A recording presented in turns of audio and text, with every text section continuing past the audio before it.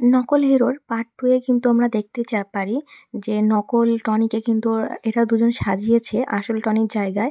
আর আসল টনিকে নিয়ে কিন্তু তারা কিন্তু তাদের অন্য একটা বন্ধুর বাড়ি রেখে আসতে চলেছে। অ্যান্ড পুরনো যে মানে নকল যে টনি তাকে কিন্তু আসল টনির মতন সব রকম সাজিয়ে দেওয়া হয়েছে।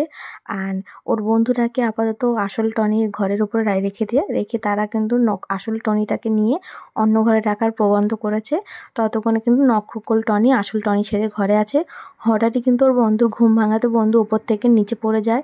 আর তখনই কিন্তু আসল টনির মানে সব বডিগার্ডরা তারা দৌড়ে এসে কিন্তু তাকে গুলি করার চেষ্টা করে। তখন কিন্তু নকল যে টনি সে কিন্তু বলল, না না আমি ওকে ডেকেছি, আমার কিছু দরকার আছে তাই জন্য ডেকেছি, তাই জন্য এসছে, গুলি করার দরকার নেই। তো এই বলে কিন্তু সে তার ওই গুন্ডাদেরকে ভাগিয়ে দিয়েছে। অ্যান্ড তারপরে কিন্তু বন্ধুটা বলছে, সত্যিই তুমি আমাকে ডেকেছিলে?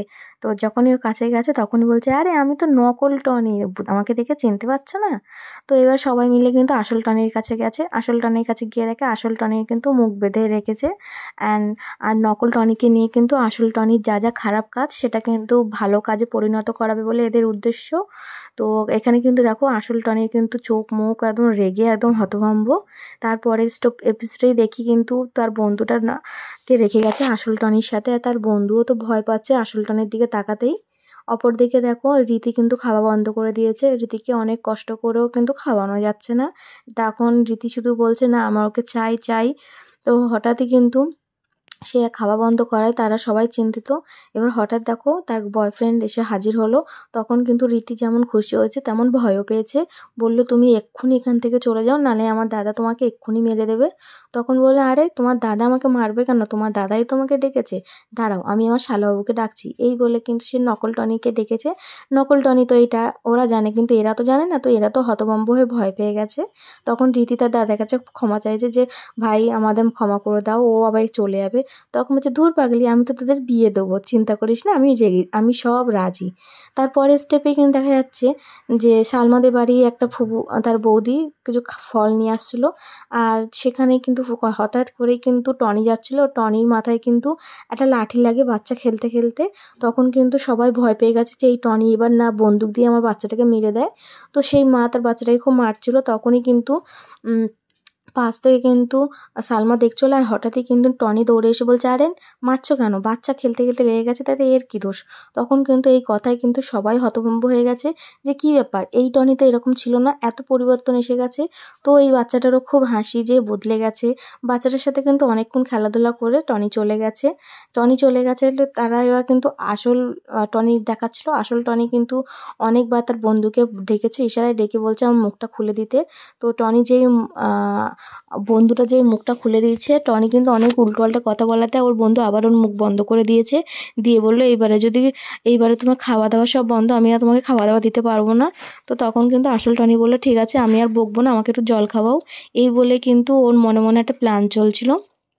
হঠাৎই তার পরের স্টেপে দেখা যায় যে টনিকে একটা বন্দুক টেস্ট করার জন্য দিচ্ছিল, কিন্তু টনি তো এটা নকলে বন্দুক চালাতে পারে না। হঠাৎ যখন বন্দুক চলে গেল তো টনি ধাম করে নিচে পড়ে গেল। তখন সবাই কিন্তু টনিকে নিয়ে তুললো, বললো, দাদা কী হয়েছে? বললো, কিছু না। পরের স্টেপে দেখা যাচ্ছে যেরকম করে টনি রগের মাথায় বসে থেকে সালমার পিছনে মানে লাইন মারতো, এইবারে কিন্তু ও সালমার দিকে ঘুরেও তাকায়নি, কারণ এ তো নকল টনি, এ তো চেনেই না যে সালমাকেও ভালোবাসতো। তো হঠাৎ করে কিন্তু সালমা ওর দিকে তাকাতেই তখন টনি দেখছিল, বলছে এ বাবা, এই আমার দিকে তাকায় কেন? তো সালমার দিকে তাকাচ্ছে না দেখে সালমা কিন্তু খুব রেগে গেছে, গিয়ে তার কাছে গিয়ে বলছে, তুমি আমার দিকে তাকাচ্ছ না কেন? তো তখন বলছে, আরে আমি বিবাহিতা, আমি তোমার দিকে তাকাবো কেন? তখন ওর লোকেরা বলছে, দাদা তোমার কবে বিয়ে হয়েছে?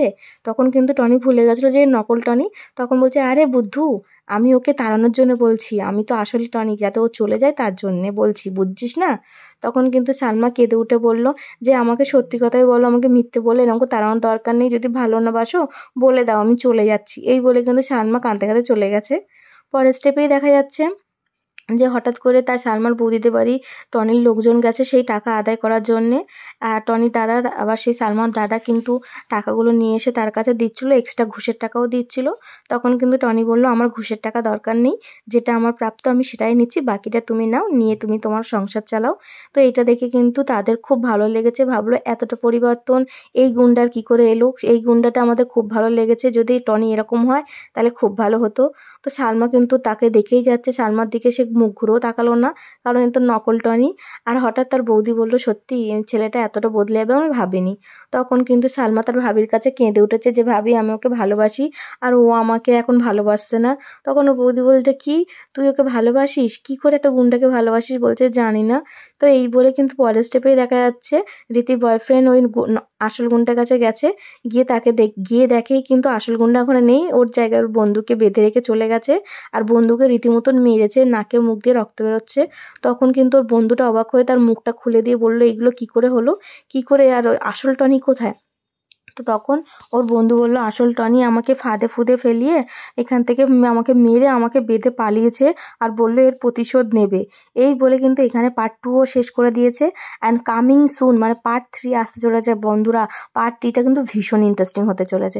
তোমরা যদি দেখতে চাও তাহলে কিন্তু কন্টিনিউ আমার পাশে থেকো। আর ভিডিওটা কেমন লাগলো অবশ্যই কমেন্ট করে দিও। যারা এখনো সাবস্ক্রাইব করোনি আমার চ্যানেলকে সাবস্ক্রাইব করে পাশে থেকো।